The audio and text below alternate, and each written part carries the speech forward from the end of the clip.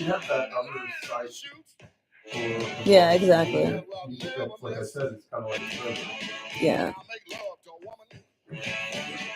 She can't resist. I think I go down to old Kansas stew. I'm gonna bring back my second cousin, that little Johnny Conqueror. Oh, you little girl, setting out that line. I can make love to you, woman. I don't know what this mix is. In 5 minutes time. Black people singing for you. I'm like, I don't know where it came from. You're not a judge. I know. Oh, where I got those mixes. Must have been from something for work. I don't know what it was for. But I do have to decide what I'm gonna. I think I'll do the McMansion ones. I'm not gonna decide which ones.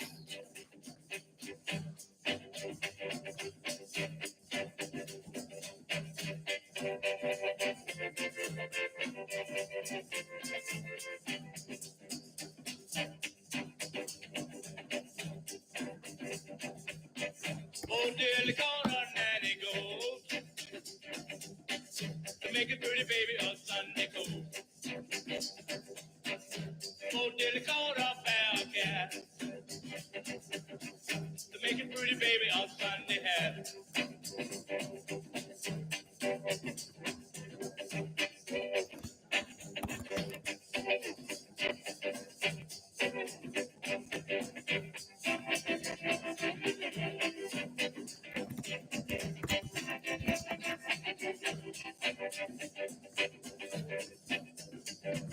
Good morning. We're trying this again. My daughter was cranky this morning.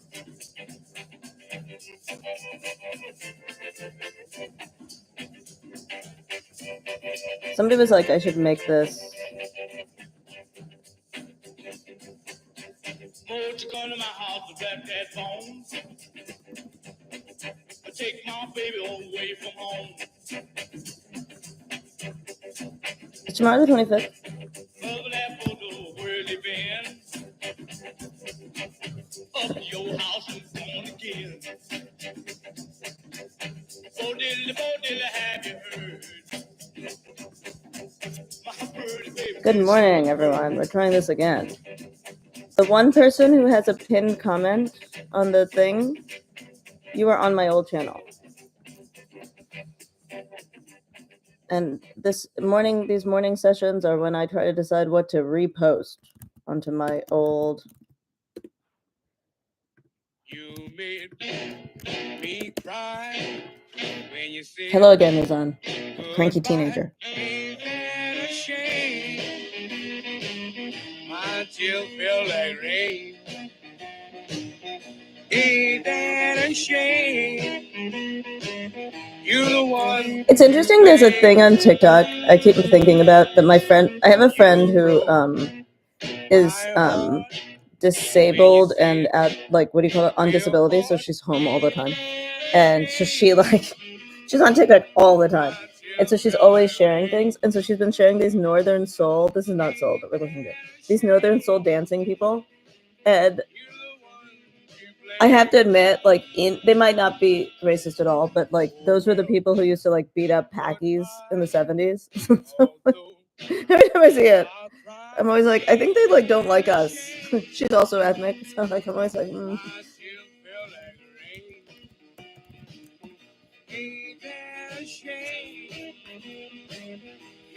I think I should. I think the McMansion ones were good. What's another topic that I did that I should repost?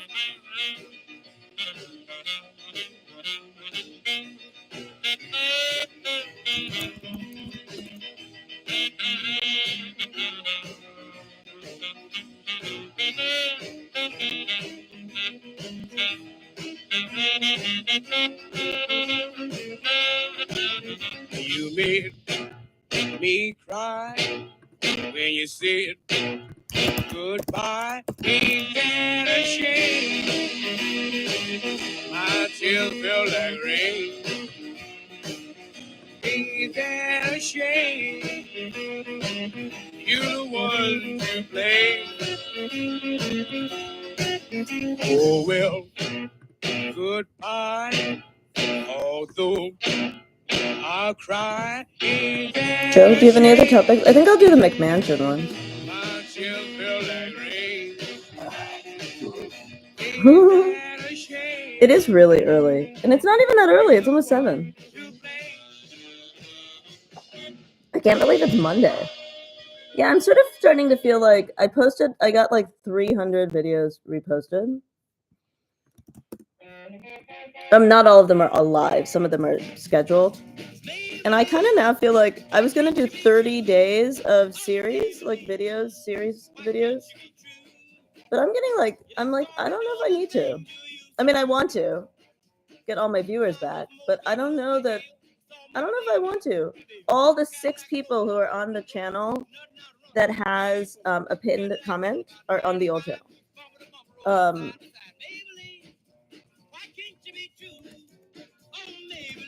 But like, I don't know. Nolan, I had my first. Let's go here. I had my first. I had my first video where. Oh, oops, wrong one. I had my first video where I had a content violation, and I got completely demonetized. Fun times over there. I mean, it doesn't feel like. I mean, I do feel like my numbers are going down over there, which is good. Once, and I didn't lose all my videos, so here I am. I know. It was a surprise, let me tell you.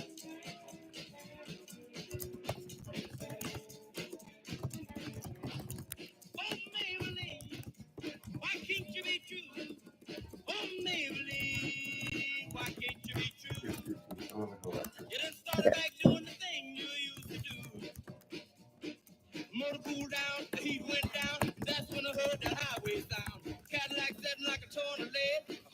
Hey there, Soap Hop. So we're doing, this is my morning where I schedule videos. Good job. All those went down to 1. Good job, all those people who went to the new channel. So I'm trying to figure out if I want to keep scheduling more videos. I have like 300 of them scheduled or posted.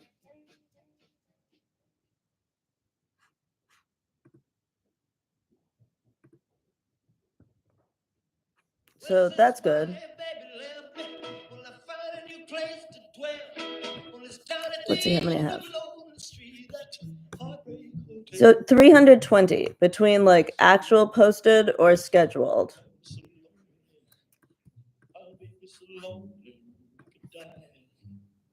Although it's always crowded, you still can find some room for broken-hearted lovers to cry.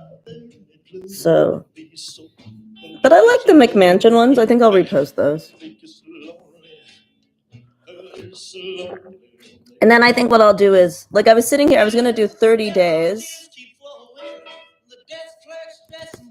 of content. But now I'm sort of like, eh.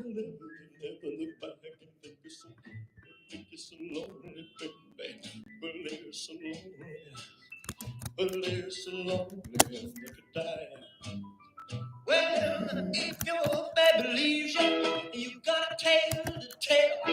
Or just take a walk down the street to Heartbreak Hotel, where you will be so lonely, baby. I definitely don't remember putting. I hate Elvis. I'm not sure why Elvis is on one of my mixes.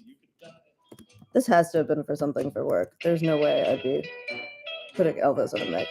I absolutely despise Elvis.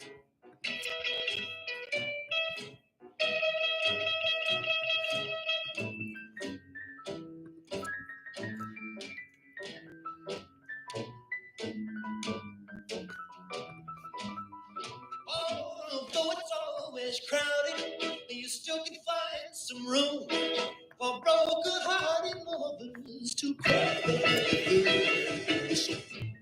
It's so lonely, baby. It's so lonely. It'll be be so lonely they could die.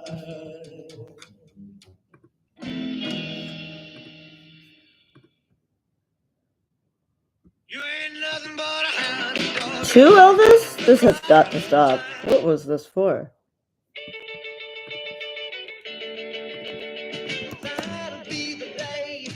I do like this song.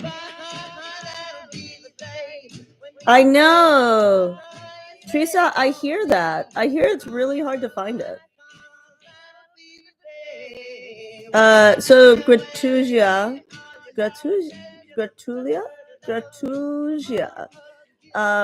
I am. Not all of them. I had more than 1,000 shorts.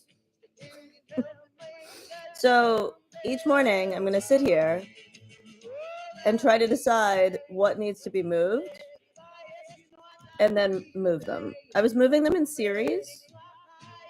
So like this whole week I moved all my fashion videos.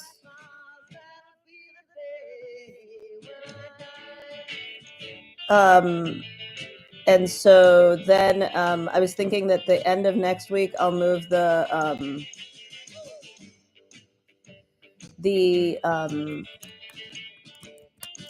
maybe the McMansion ones. People love the McMansion ones, so I'll put those back up. And then if people have specific ones that they want to see, then I'll put those up. Because like it's not like all 1,000 were great.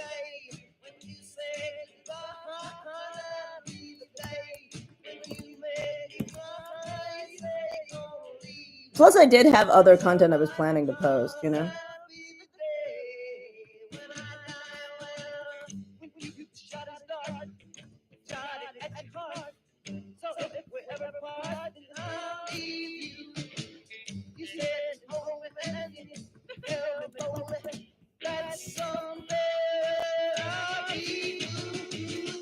Thank you. Thank you, Nabiha. Is it Nabiha? I know, it's really unfair. Is it Nabiha or Nabia? You have one thing that I dreamed of, an alliterative name. It's a pretty name. An alliterative name. NN. That's probably looks so good in writing. Oh my gosh. N. I bet you could, in any font, I bet your initials look good. Ah.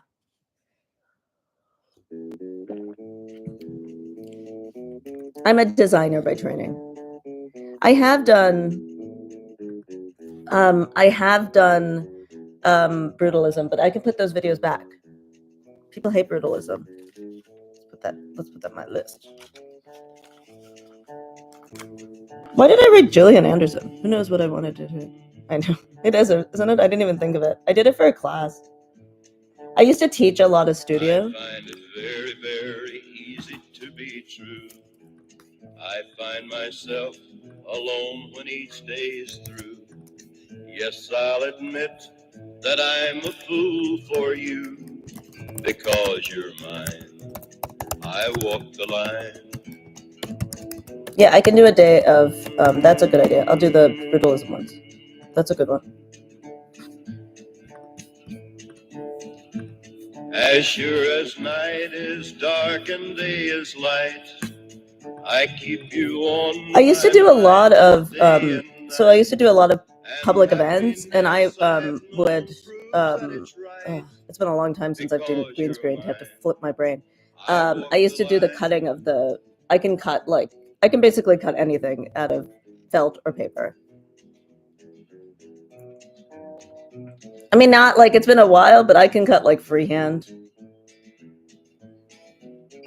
It was like my one savant skill. Like I could, like crazy snowflakes, or like if you give me a piece of paper and scissors and you were like, cut a reindeer, I could like, so like the whole. A lot of people who are facile at drawing can cut, because cutting is really just drawing. For you, I know I'd even try to turn the tide. Because you're mine, I walk the line.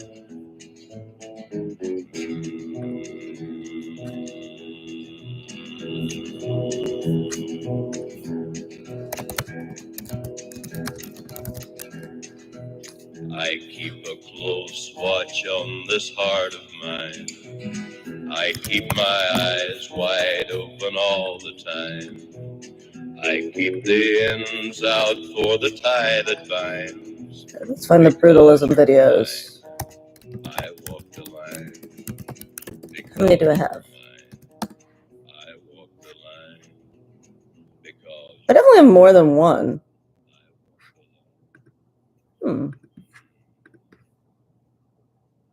This is the thing, right? Like when I created this channel, it's my hobby.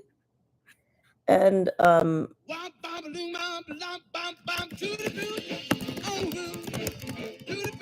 didn't always take it very seriously, so there's like no SEO captions or anything. And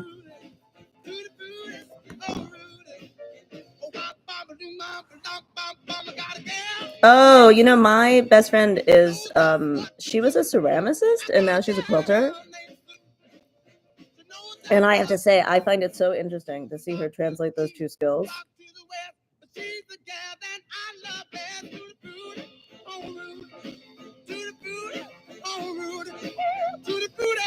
Yeah, I think it's really interesting. I think it's too bad that we don't teach.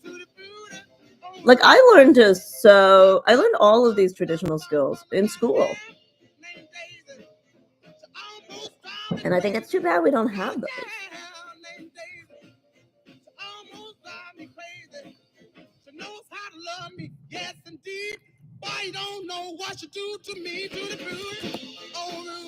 Like using a sewing machine is a very useful skill. I'm not saying like you have to make your own clothes, but to be able to use a sewing machine, it's huge. I know. I think it really is. I mean, like some people say that Title IX is why home ec was taken out of schools because there was like not enough time. And so like if you have to fit in everything. But like I think about how much like being able to cook for yourself is important, you know?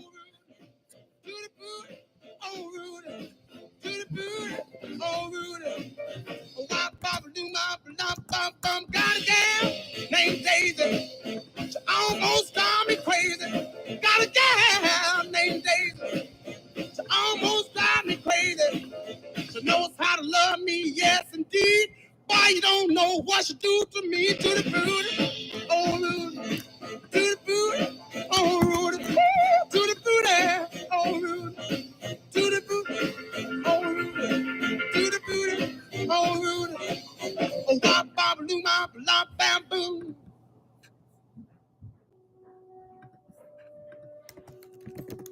Oh, I had all those in classical architecture ones. That's what I'll put up on the 5th.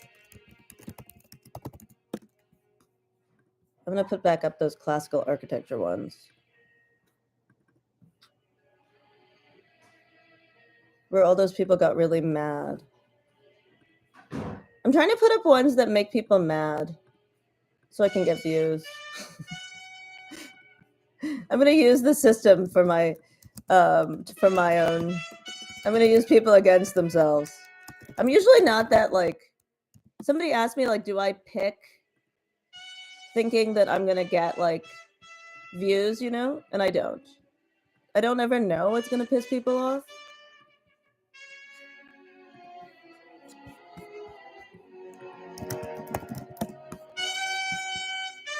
But now, I'll put up those classical architecture ones. Mine too, Finfada. I had the same thing. I made so many masks.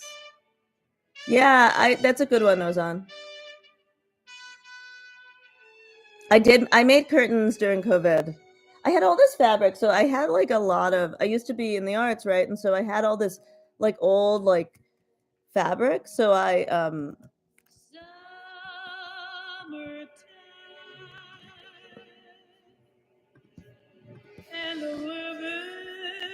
so I made curtains. Yeah, I think the thing about curtains is the cost, part of the cost of curtains is the fabric, right?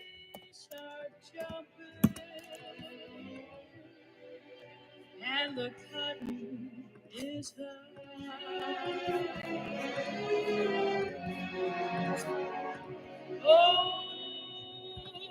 your daddy's rich and your ma is good looking.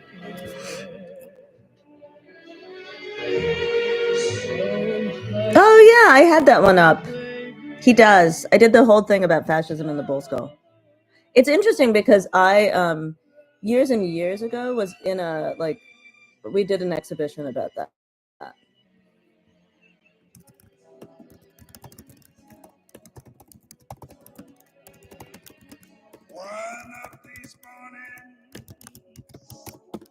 I don't think people realize how incredibly terrible it was for anybody who was a minority in Spain under Franco. I think like I always think about this about Franco. The people like I don't understand why people aren't more like I don't know if like we've missed. I've never purchased curtains, Christopher. I've only made them. I'm cheap. And Christopher, you're on my old channel, just so you know. Hey Niraj.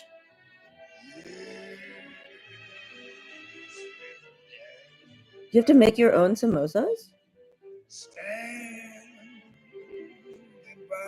Wait, Niraj, you're in a town that you have 2 grocery stores? Wow. That's crazy. They're really freaking hard curtains. So my godmother lived through the Depression. And so she taught me to do like everything. He was there partly, but I don't remember when he was there, but Orwell. So my godmother lived through the Depression. She'd be 100 and wait, let's see, what is it? I have to remember now. 25. She would have been 103. And so she lived through the Depression. And I gotta tell you, being like, so she was like, she would take care of me when my parents worked.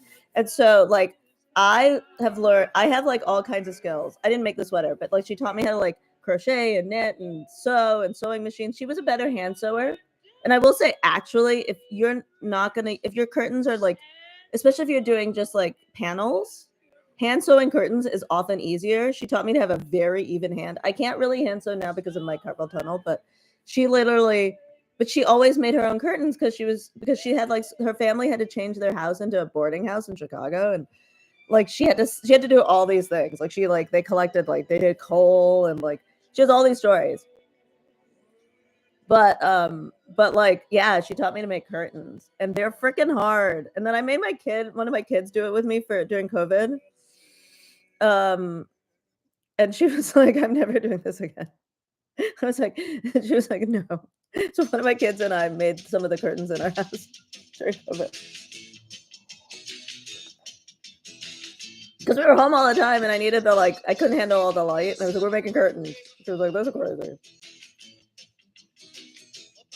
I also think about making things. You can also decide, like, I can't make sconces. Like, I'm not like, like I can make an A-line skirt. I can make like a simple shirt. Like I can do like some simple things, which is better than nothing. But like I remember her being like, why do that? Don't go over like, like you could have. Wow, Niraj. Are you on the West Coast? I've never really spent much time on the East Coast.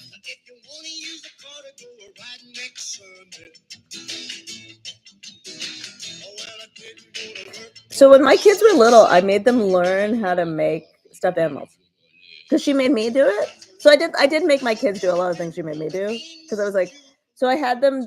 One of the things my godmother made me do was like do a lot of like small things. She thought fine motor skills were something women didn't have. Hey there, Patrick.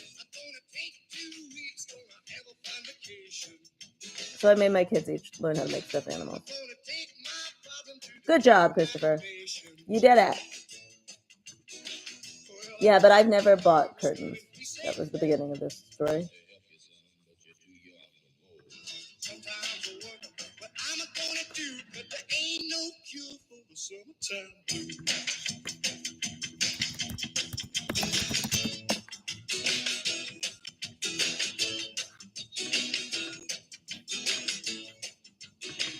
I keep I'm also gonna keep all of the mistakes I've said.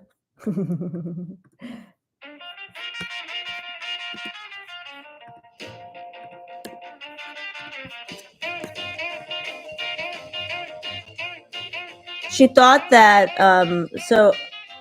she thought that she was worried that women would lose fine motor skills. You gotta think like how much older she was, right? Because she was like would be at grandma's age, right? So she was very worried. Oh, cool. I don't know the East Coast at all of India. That's amazing. So she was worried that women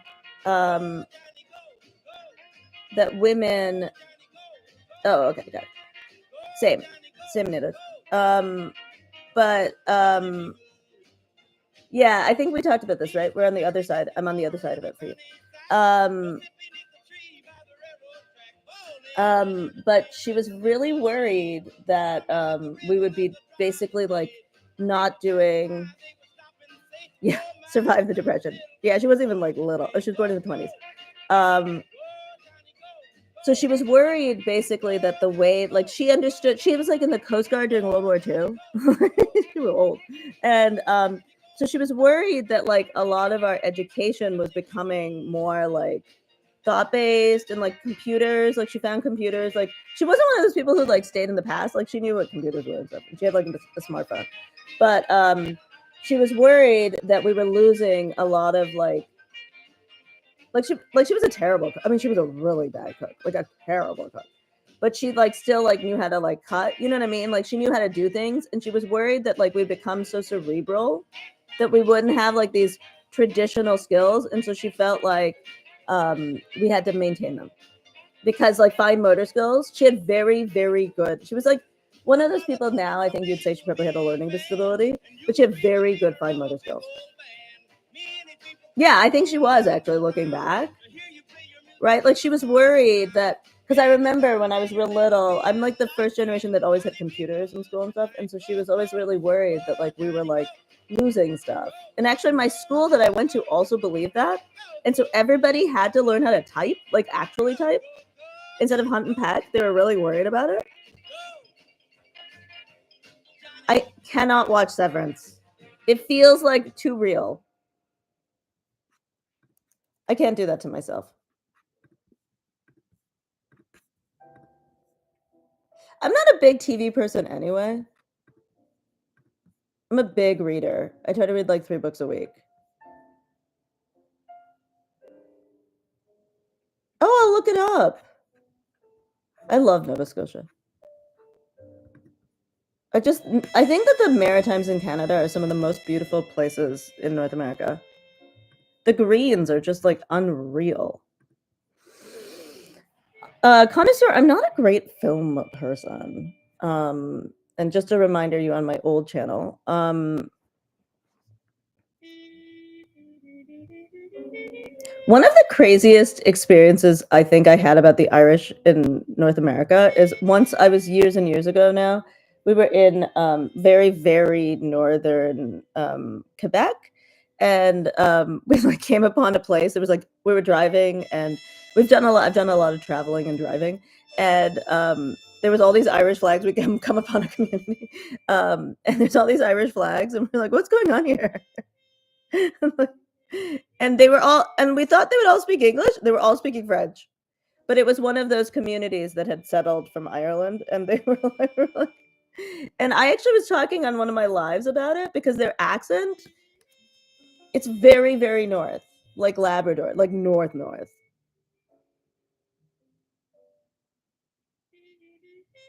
You know, my kids do not like love art.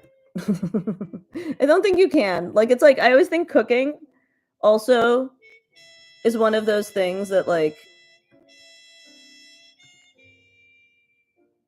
you're gonna have it like that. Like, you know, just it skips a generation. Cool, good job, connoisseur. Yeah, I'm trying to think of what movie I think is very artful. I'm just not great with film. I don't know what it is. I do think like the thing about art history is there's just so much to look at.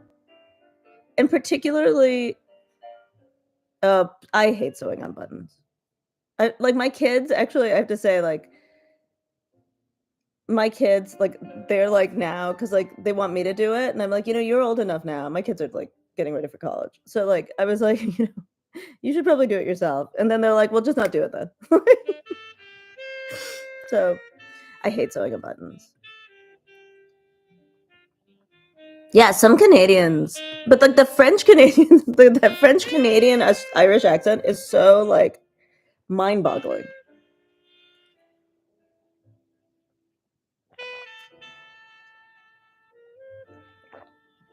And I also think like the Quebec accent, like in the far-flung places, there are Quebec accents that like really hurt my brain. I have a very good facility of French, but I wouldn't speak it here, but I can if I have to. And we were like once lost somewhere in like really rural Quebec. And we had to get directions, and I understand like that they wouldn't want to speak English. Like I get that. Like so my husband went to get directions and obviously couldn't. He doesn't speak French. And then he said, "Oh, can you please go in?" And I did. And I was like, and I have to say, like, I can like understand it very well. But like their accent was like, I was like, but I went to a French program that like really didn't want us. It was taught by French people from France, and they really didn't want us. Actually, the French that I think is even harder than Quebec, I don't find it that hard. I hear it a lot. I have done topiaries a long time ago, but I don't know if it's on this channel. I think I did it on the old channel, on the not on the old channel, on TikTok. But I have to say some of the African French accents are also very hard for me. I mean, but like, there's a lot of English accents that are really hard for me too. So I don't want to.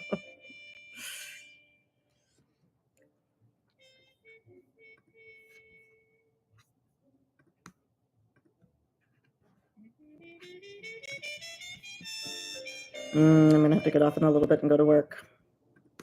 It's a Monday again.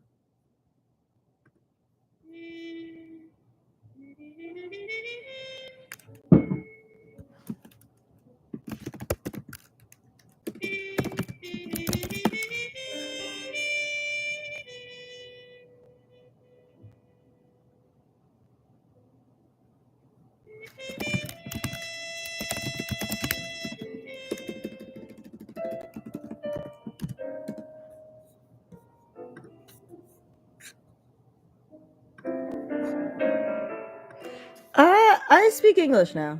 I speak English really great. Yeah, I don't laugh. I wouldn't say I'd laugh at people's accents. I speak English really great. I don't speak a lot of languages anymore, like literally speak them. But I grew up trilingual. My parents grew up like trilingual, so I know I joke because I like to just mess with people. That I like English isn't my first language. It actually it's kind of like a lie. My grandparents grew up bilingual, like English. So I grew up, my parents were urban, so like they spoke multiple languages. So I grew up in a community that we spoke.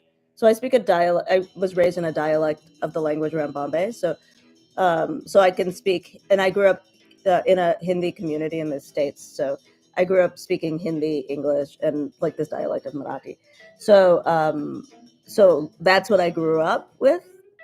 But like, I would say like my parents are from like my family's from Bombay and Bangalore, both of which are communities that people like speak like a mix. So particularly Bombay, my dad's family, like I don't know how to explain it. Like it's like a mix of languages. So I do that, and I will say that it's interesting because I keep getting, for some reason on my like TikTok feed, I keep getting Urdu videos. And if you can speak Hindi, like you can understand Urdu. So like yesterday I was watching one, and I will say that when I was raised here in Cleveland, it used to have it still has a very big Indian community. It's just different languages now. But like I would say that like I grew up like where people would because it's a big medical community in Cleveland, so like there's a lot of like ethnically Indian people. So like I was as a child, like they would switch in between. I don't know if I was like always even sure which language, like I just knew, right? So That was me as a kid, and then I learned my school languages were French and Latin, and I had to take. I took like I went all the way up, finished French, and then I had to work in the arts, and so I worked in French, and I had to have Italian as my. I took Italian and German as my graduate languages. I was going to study Asian art, and so I did Sanskrit for a year, but like I was a terrible Sanskrit student. Like I was good enough that like I wouldn't study as much as I could have. Like I was a terrible Sanskrit student, so I switched to Western art. And then for work, in the arts, I basically always had to have Italian and French. Like if people, you had to use it to read. Hello, connoisseur. You had to like use it to read. I will say that my most rusty like reading language would have been German. Like I didn't, because my field, even though like I used to be able to like handle it. Now like it's terrible. But now at work, so now I work in like a startup. So we have a lot of our meetings in Spanish or Portuguese with clients or French. So, but I speak in English to them. I don't speak in anything to anyone anymore. I speak in English to everybody. Because I think like the thing that's really hard is like if you're not practicing, you lose it. Like I used to be able to do like tours in French and stuff, but like not anymore. Actually, I think German is the one that. So I think that like because I've taken a lot of language, and like I think like if you're raised bilingual, your brain already like is kind of has that facility, right? Like it doesn't hurt my brain. Like like I have a colleague. We were in a meeting and it switched into Portuguese, and my colleague was, even though like he's ethnically Taiwanese, but he wasn't raised bilingual, and I could see his brain was like. Like my brain doesn't hurt me if the language just switches. Like I don't. I mean, like Portuguese is freaking hard. I have to tell you, even though like I can understand. Like I'm pretty like I can like listen to conversational Spanish and like understand it, but like Portuguese is freaking hard. Like the words. Actually, Portuguese is the only one where I'm in meetings if I have to put in the captions. Like I can't listen and get what they're saying. I have to read the captions.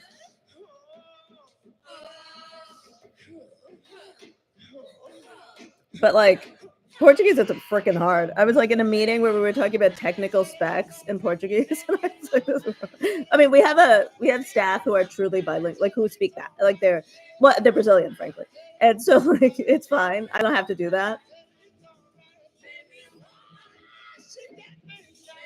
Oh yeah, sometimes it is dialect, sometimes it is accent. But like I think Portuguese is like I'm like And it's funny because like my one colleague, he is. I mean, my Brazilian colleagues are all so freaking so fluid. Like, I mean, we talk in idioms. Like, they're like, I mean, but there's one of my colleagues who sounds the same. Like the intonation is exactly the same in English and Portuguese, which is really funny to me. The rest of them, they sound different. Like my best friend is Mexican American, and she sounds different in English and Spanish. Like her, you could tell that she's like it's like a different. I sound the same, actually. But yes, for the German, German is like, it's to me intellectually, like my brain doesn't fit that.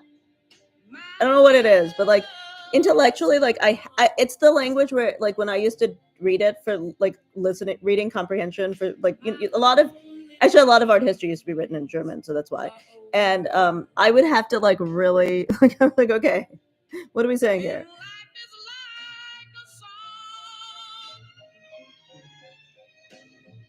Oh yeah, I've heard that about Niraj. I've heard that about people. My aunt actually taught ESL in California because of kids who first language was Hindi. A lot of them were Fijian, but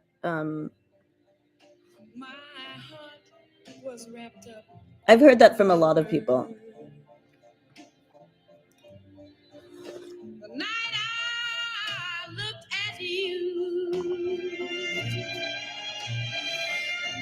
I think the thing is, I wish I spoke more languages. I do think the thing that is sad, one of the things I think about the United States is that, like, I was saying this on a video. I think I was when I was raised in the States, that actually literally every kid I was friends with was raised multilingual, and I wasn't raised like I don't know. I wasn't like I was raised with like, and our radio station on the weekends would switch to like their ethnic channels.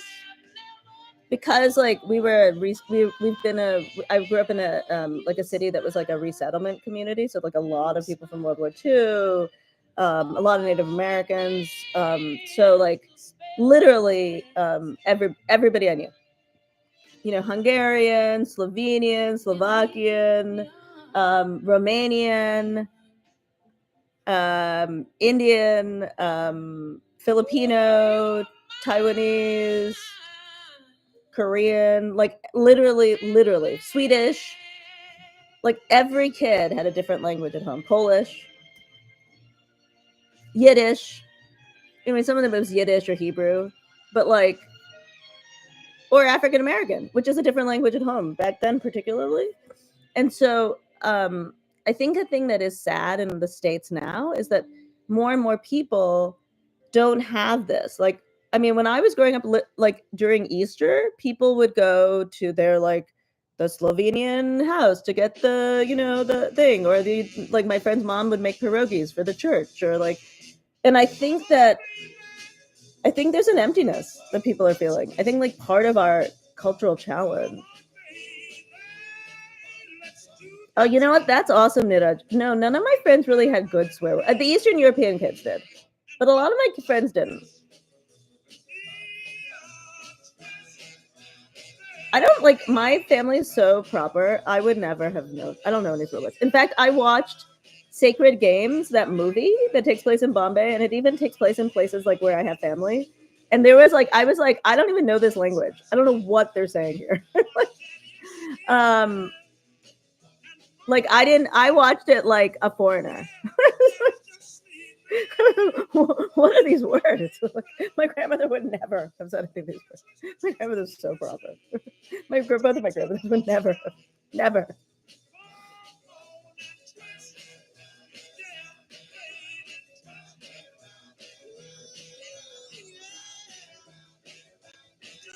All right, I gotta get ready for work.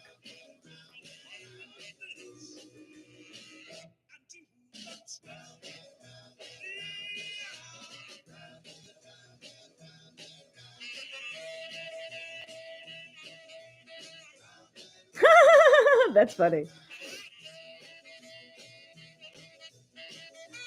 I would not say that I'm smart. I actually don't believe in intelligence. I mean, I believe like everybody has it. I don't think it's particularly like.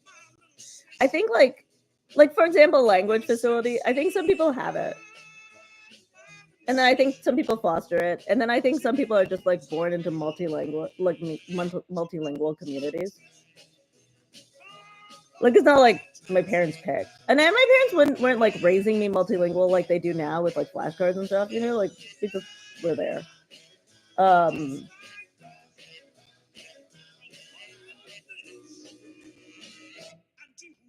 I just really don't believe in intelligence. I think like it's just so hard. Like, this is like somebody wanted me. I was like, somebody wants me to do a video about dumbing down America. I said the dumbing down of America, and they're like, "Oh, I thought IQs went up," and I was like, "IQ is fake, dude."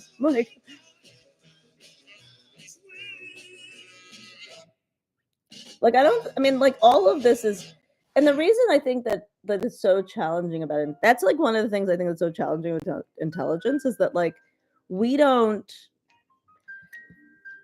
because the things the goalposts move, right? The needs move, the goalposts move. Like I think that there's a kind of intelligence I always think about that like I don't particularly have this, but like where like you'll always land on your feet, right? These are the people who always can get another job. I don't have that, but that's like a real smarts. There's like a networking smarts. I don't have the networking smarts. Like I like talking to people, but I'm not a good networker. Yeah, exactly. I think intellectual curiosity. And I think actually a lot of these people who don't feel smart have actually been like, something has happened to them that has made them lose their intellectual curiosity. Now, I will say that one thing that I learned when I started doing social media is how siloed my knowledge base of humanity is, right? Like, I mean, it's like my family is like educated. I came from an educated, like I live in an, like, you know, we're so siloed, and I think social media has showed us how different everyone is. So like, you know, my assessment is based on this very skewed vision of who people are, but I would say like lots of people have lots of different kinds of intelligence. Like I mean, I have a friend, somebody, I was here at work and our plumber came in, and one of my colleagues said, "How do you know the plumber?" And I was like, "I grew up with him." But he was a guy who, like, school wasn't good for him, but he had like a family plumbing business. He went to plumbing. He's doing great. He's happy, but he's like very smart at stuff. Like, we always, like, I felt bad because my kid like flooded the toilet, and he was like, "Don't worry." Like, but you know, like, that's a smart thing. Yeah, I do. I strongly believe the reason that society, I think the biggest, I mean, like, you know, hindsight is 2020, but I think the biggest problem in our society is the nuclear family. I strongly believe it. And I have to say, I had this debate with somebody. I had like a fight with somebody during COVID about this. I was deputy director at an organization during COVID. It was a really tough time for me. And it was a tough time for the museum field. It was just like breaking apart. It was just like a lot. There was a lot of stress.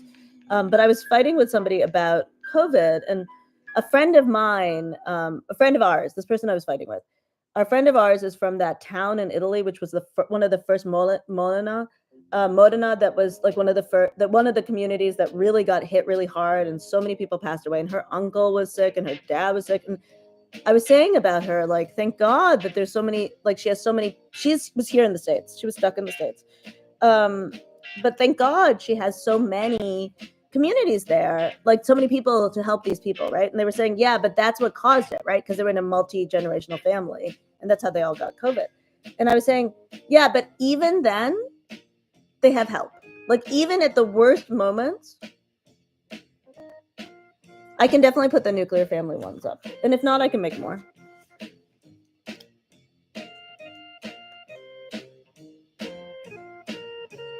Where was the Irish-speaking primary school burned down last year? That's awful.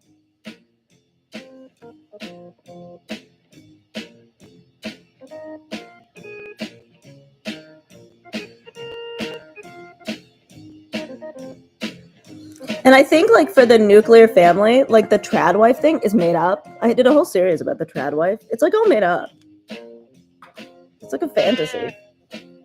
All right, gang. I'm sorry to say I have to go to work, but I will put up the nuclear family ones. We'll put that on the list. I will be here tomorrow too, until I can get people to the right channel. Bye.